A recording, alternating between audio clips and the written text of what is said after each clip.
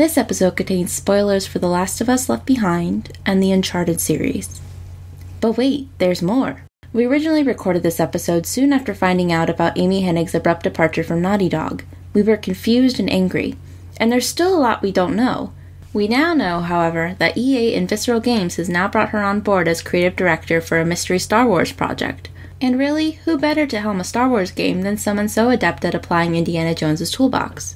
We've also learned that Uncharted 4's director Justin Richmond has left Naughty Dog as well, this time presumably amicably and for Riot Games. We're still not sure what this means for Uncharted 4, but without further ado, let's gush about Left Behind and revisit our angry and confused Uncharted rants.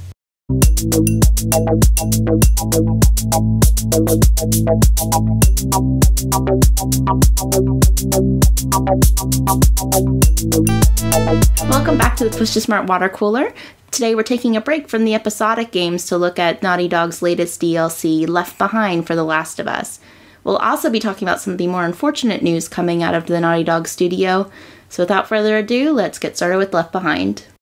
Not only does Left Behind tackle some of Ellie's backstory in respect to Riley, who is mentioned in passing in the game proper, but is expanded upon in the prequel comic American Dreams by Faith Erin Hicks and Neil Druckmann, but it also fills in a bit of the blanks between after Joel has been impaled and Ellie has taken care of him.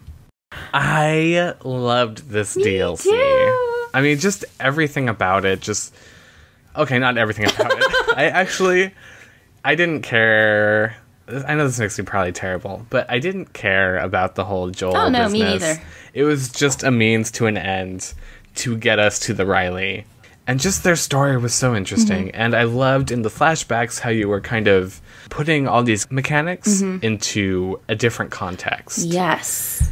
And so you'd see, like, when you're trying to do water guns, you're trying to listen in and find her using your little listening mode. Which never worked for me.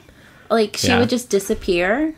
I don't know why. But, yeah, I loved how they recontextualize these violent behaviors and things. Like, there's some great articles on Gamespot that really delve into what this means. But the idea that they recontextualize these actions that we associate with fear and violence and turn them into something that instead came to represent joy and play was just really interesting. And I think I would have enjoyed the game proper a lot more if it did more of what Left Behind did, in that it showed us another side to this world, and it wasn't just all doom, gloom, violence. There was a capacity for love, and a capacity for play, and a capacity for childhood. I think in Left Behind we see that the younger people who are affected by the world ending, basically, they can carry on, whereas the adults have a much more difficult time because they know the before. And that was their life, whereas their lives are brought up in this, and so they can have fun throwing bricks through car windows and imagining playing a game and be the brick fucking master. Right? Yeah. One of the parts that I thought was really nice was the part where they're playing the video game, and of course the machine's broken, so you're essentially inputting in commands that you normally would do in a fighting game, albeit a very rudimentary one, and you're having it all narrated to you, which was just a really fascinating sequence and really deconstructed kind of this interface that we're used to. And it did kind of, as you said, illustrated how these kids are still allowed to be kids and how they adapt to this post-apocalyptic world. And I think, on a similar note, a lot of games rely on kind of exposition-heavy scenes to show relationships, but this one you were using gameplay the entire time, like going through the Halloween store, changing your outfit. I love that part. Playing a game of Brick Master. And the photo booth. Oh my god. The photo booth. Yeah. It was so heartwarming, but also you knew where it was going. Right. And so there was just this kind of looming danger. And then the pun book makes a grand return. It's kind of the origin story for it. Not the origin story of Ellie or Riley, the pun book. The most important character in the Last of Us franchise. Of course. But no, I thought it was really just a lovely story, and also terribly, terribly heartbreaking. And then there was this beautiful moment where they kiss, and I just, my heart, it just grew 3 sizes that day. But then you know what's coming, and it's just, it's like, can't it last a little bit longer? One thing, kind of going back to the recontextualization, is that a word? Of the violent gameplay that really struck me. Right after I played this, I watched that documentary that Naughty Dog and Sony just put onto most video streaming sites for free. And one of the things that really struck me about it is Neil Druckmann had this quote about how violence functions in the game. He believed that it was something that you should be appalled at, but you ultimately understand why you have to do it. And in the game proper, I really struggle with that. I didn't really understand why you had to do it. It felt like the only reason you have to do it is if you don't, you get a game over. Where because this provided another context for it, it kind of retroactively gave it that reason. Like this, like I think I kind of said earlier, like it gave another dimension to those actions and kind of helped root it in a narrative space rather than just this kind of empty ludic action. The big part of the DLC where you're actually using these in the traditional violent sense is ultimately the most boring segment of the game, when you're just trying to get medical supplies to help Joel, or you're, you know, just randomly shooting people up because they're trying to get into your space. It was kind of almost a shocking difference between there's so much depth to and nuance to what was happening in Left Behind, and then you just kind of got, I have to shoot 10 guys to move on. Right, it's like, come on, I want to get back to the Riley. I feel like the purpose of that was to kind of tie Riley and Joel together and explain kind of why Ellie is so dedicated to Joel. This idea that she lost someone before, which we already knew from both the comic, obviously, and then her monologue at the end game, and that's why she's so fiercely protective of Joel. But it almost had the opposite effect, because every time he'd come back, I'd be like, oh god, Joel's back. Let's get back to the characters I actually care about. And while I really like the idea of being able to use the infected against the humans and vice versa, I felt like it was too little, too late, kind of. I felt like it was too little, but at the same time, I'm not sure if it was just me, but I wasn't very effective at it. I felt like it should have been more effective. Right. I should have been able to walk past these guys because, I don't know, if I was somebody being attacked by a zombie and there was a little girl walking by me, I would shoot the zombie. Right. I mean, that gets back to my problem with the main game, just the fact that the zombies and the people are, like, interchangeable cannon fodder. They don't feel three-dimensional like they should, like the rest of the game does. But, yeah, I mean, I'm terrible at the game in general, so I'm probably not the best barometer for whether or not it's effective. Well, I'm great at it. No, I'm just kidding. Okay, then it's terrible. Okay. But, yeah, I didn't feel like I ever got to really use it, or that it really worked. But I think there's no really a proper way to segue to kind of the semi-controversy that's happening with Naughty Dog right now. Well, it did come right off the back of the announcement of a Last of Us movie. That's true. We did just learn that Screen Gems and Sam Raimi, I don't know how to pronounce his name, which will be a trend you'll notice in this episode. I can't pronounce people's names. They are making a feature film based on The Last of Us, and it's going to be based on the story itself rather than some kind of side story. And right after this announcement, we have learned that Uncharted's head writer and producer has been ousted from the company. The initial IGN report reported that she was possibly forced out by Neil Druckmann, though I think it was Polygon has since published an article denying that, though it doesn't deny it she wasn't forced out, just not personally by the creators and the driving creative forces behind The Last of Us. There's really no way of talking about this without speculating. Right. But IGN was the first people to break this news, and they very specifically pointed out Neil Druckmann and the other guy, heretofore referred to as the other guy. Let's blame him. Forcing out Amy Hennig in a way. And, you know, Naughty Dog didn't have anything prepared for this. So it's it makes it feel like, to me, that this wasn't exactly a parting on good terms. They didn't have any PR ready for this. It just kind of came out. There was no, oh, she's leaving us to pursue other opportunities, or one of those things that you usually we get. Enjoyed our time with Amy, and la-da-da-da. Basically, they were like, whoa, whoa, whoa, whoa, whoa. Don't, how dare you talk about Neil Druckmann that way. It was us, not him. You know, I don't know.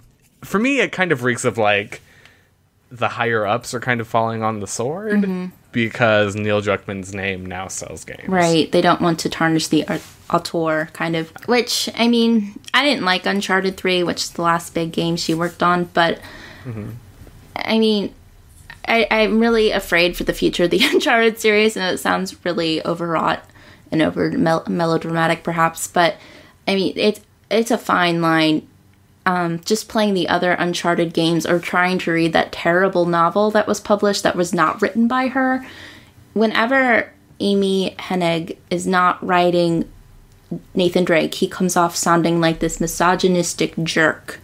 Like, the first few pages of The Fourth Labyrinth is basically just an inner monologue of him complaining about how much he hates this girl he's stuck protecting, and how prissy and ditzy she is.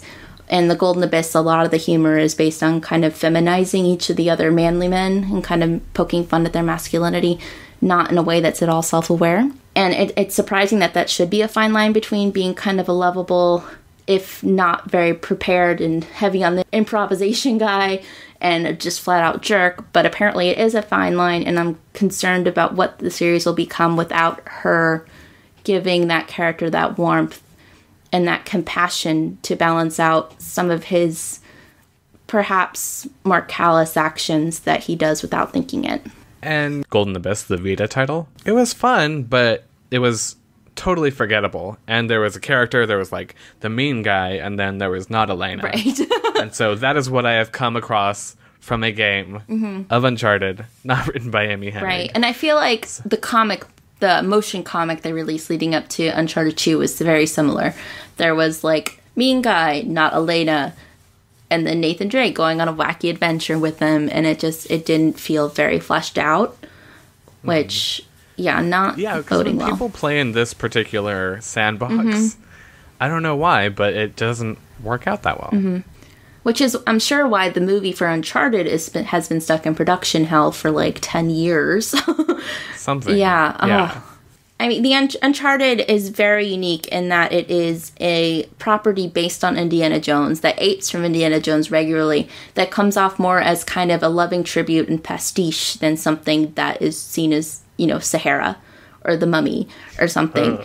Right, exactly. And I don't know if it's just because it's new to the format, or as in, like, we don't have a bunch of the mummies and Saharas running around in gaming, necessarily. The closest we had that was successful was Tomb Raider, which, has your adventure, but is thematically and aesthetically very different. I'm not sure, even with Amy Hennig at the wheel, if it would somehow transcend the medium in film. Yeah, it's going to be difficult for the series going forward, and I'm going to be a little apprehensive watching it. Especially because we really don't know anything about the PS4 version of Uncharted that's going to be coming out. Right. But a lot of people are speculating, with Amy Hennig gone and Neil Druckmann helming it, that it's going to be darker, and I don't know. I am not interested in playing a darker Uncharted game. Right. I feel like that's kind of where they tried to go with Uncharted 3. I'm not sure. Uncharted 3 felt to me... I have a lot of strong opinions about Uncharted 3, but, like, it felt to me like it was trying to be The Last Crusade, which is not a dark movie at all, but it kind of fell into this trap of just hitting story beats and not really tying them together in a way that was meaningful. There were some really interesting opportunities to deviate and explore what it means to be an Uncharted game, because it seemed to be kind of turning inward to be very introspective. The whole revelation that Nathan Drake's whole identity is fabricated, that he's not actually related to Sir, I almost said Sir Nathan Drake, to Sir Francis Drake. And there's lots of really interesting deviations from The Last Crusade. Like, The Last Crusade opens with young Indiana Jones stealing an artifact from a bunch of thieves to give to a museum, where Uncharted 3 opens with a young Nathan Drake stealing from a museum. And I feel like a stronger game would have explored those deviations and what it, like I said, what it means to be an Uncharted game, but it just didn't. It just hit the beats. It had him stealing something. It had the big, let it go indie moment at the end with the father figure. I forget where I was going with that, but it just, but I don't think it was necessarily darker. I just feel like it was just a misstep in an attempt to kind of pay tribute to its source material in a way. Instead of telling its own story, it relied too heavily on another story to kind of... Right, which, I mean, the Uncharted series has always been about pastiche, which we kind of talked about in our Last of Us video. We'll look at that. But I felt like it kind of stepped over that boundary to instead of being pastiche, which is usually, taking something that already exists and giving it new meaning, to just being an imitation. And also, Amy Hennig was the only writer on that game. So we're not saying that she's infallible or anything. But Naughty Dog... It's hard to not look at the gender politics of this. I mean, she helped create the most successful franchise of the PlayStation 3. And it was so influential, too, on other games. Like, every game that came after that had a giant set piece like the train. Yeah, Tomb Raider probably would not have been rebooted as successfully had there not been Uncharted. Right. I'm sure we're not going to hear what happened for many, many years, if that. But it is disheartening to see someone of her renown allegedly forced out. I'm sure some other company will snatch her up because she's amazing. Or she'll start her own. Who knows? Or she'll start her own because she's also amazing. But yeah, it's very disheartening now. And I'm going to kind of be, I guess the best way to say it is holding anything Naughty Dog right now at arm's length just to kind of see what they're doing. So that does it for our Left Behind / actually Naughty Dog, Amy Hennig Uncharted discussion watercolor. If you have any thoughts about The Last of Us, Left Behind, Amy Hennig's departure, or the Uncharted series as a whole, please let us know in the comments and we'll get a conversation going.